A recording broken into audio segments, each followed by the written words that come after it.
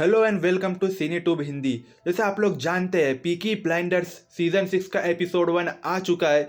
और अगर आप लोगों ने अभी तक नहीं देखा तो कोई बात नहीं, इस वीडियो में आप लोगों को एपिसोड 1 पूरी तरह से एक्सप्लेन करने वाला हूँ। सीजन 6 एपिसोड शुरू करने से पहले मैं आप लोगों को बता दूं कि सीजन 5 की एंडिंग में क्या हुआ था। बेसिकली सीजन 5 की एंडिंग में हम देखते हैं कि टॉमी शेल्बी मोज़ली को मरवाने की कोशिश करता है, यानी वो एक प्लान बनाता है जिसमें मोज़ली की डेथ हो जाए। लेकिन सीजन 5 के एंडिंग में हम देखते हैं कि कोई कोई होता है जो मोज़ली को खबर दे देता है कि इस पूरे प्लान के बारे में, जिसकी वजह से टॉमी का ये प्लान सफल नहीं हो पाता। उल्टा टॉमी के जो आदमी आते हैं मोज़ली को मारने के लिए, उल्टा वही लोग मर जाते हैं। ये प्लान जब सफल नहीं हो पाता तो टॉमी बहुत ज़्यादा डिप्रेशन में चले जाता है। इसलिए वो डिप्रेशन के चक्कर में वो अपने आप को गोली मारने की कोशिश करता है और यहाँ पर सीजन 5 खत्म हो जाता है। अब आगे सीजन 6 एपिसोड 1 की शुरुआत में हम देखते हैं कि टॉमी खुद को गोली मार लेता है। गोली मारने के बाद वो ज़मीन पर गिर जाता है। तभी वहीं पर लिज़ी आ जाती है और लिज़ी टॉमी को बताती है कि हम जानते थे तुम ऐसा कुछ कदम उठाओगे, इसलिए आर्थर ने तुम्हारी गन से बुलेट्स निकाल दिए थे। उसके बाद वो टॉमी को थोड़ा समझाती है, फिर वहाँ से चली जाती है। फिर टॉमी वहाँ से उठता है, उसका पूरा कपड़ा गंदा हो जाता है। उठने के बाद वो अपने घर में अपने रूम में जाता है, तभी उसे एक फ़ोन कॉल आता है।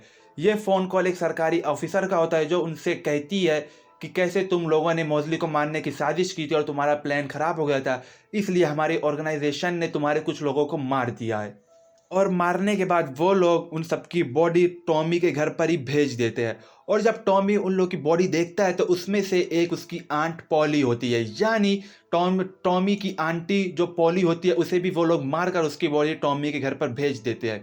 उसके बाद उसके आंटी पॉली का जब फ्यूनरल मनाया जाता है तो उस फ्यूनरल में उसका जो बेटा माइकल होता है वो कसम खाता है कि वो अपनी मदर का बदला लेगा टॉमी शेल्बी से, यानी वो अपनी मदर की मौत का जिम्मेदार टॉमी शेल्बी को मानता था। इसके बाद वो इंग्लैंड छोड़कर चला जाता है और यहाँ पे ये साल ख़त्म हो जाता है और हमें 4 साल बाद का सीन दिखाया जाता है।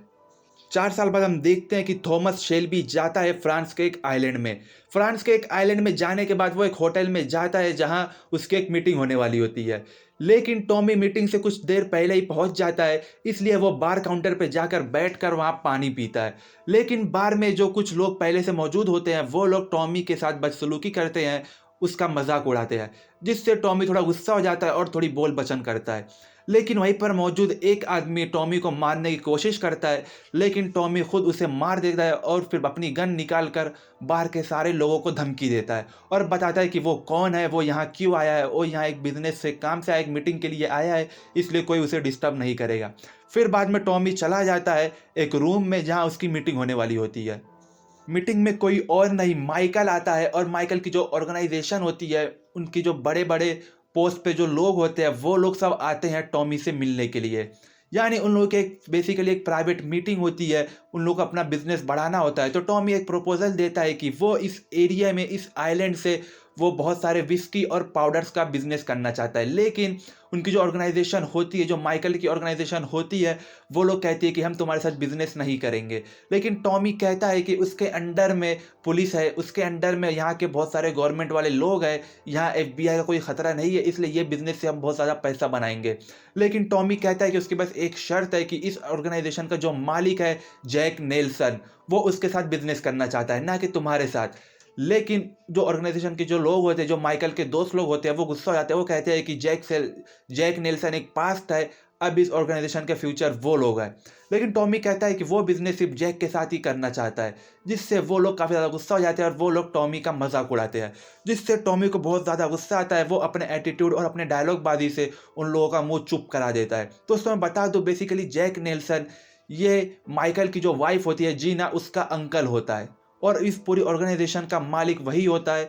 लेकिन ये लोग उसके पीठ पीछे अपने ऑर्गेनाइजेशन को बड़ा करने की कोशिश करते हैं। लेकिन टॉमी चाहता था कि वो इस बिजनेस को सिर्फ जैक नेल्सन के साथ ही करे, इसलिए वो प्रपोजल देता है कि जैक नेल्सन आएगा तभी मैं ये बिजनेस करूंगा।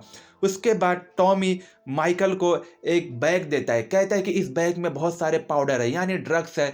ये सैंपल के तौर पर उसे देता है, कहता है कि तुम ये ड्रग्स लेकर जाओ, तुम्हें पसंद आया तो हम बिजनेस आगे बढ़ाएंगे। उसके बाद टॉमी माइकल को कहता है कि तुम लोग की टीम में एक खबरी है, यानी एक पुलिस का खबरी है, तुम लोग की बात यहाँ वहाँ बताता है। ये कहकर टॉमी वहाँ से चला जाता है और माइकल और उसकी टीम भी वहाँ से चली जाती है। इसके बाद हम देखते हैं कि टॉमी खुद पुलिस को कॉल करके माइकल के बारे में बताता है कि माइकल ड्रग्स सप्लाई कर रहा होता है। यहाँ हमें पता चलता है कि खबरी कोई और नहीं बल्कि टॉमी खुद होता है।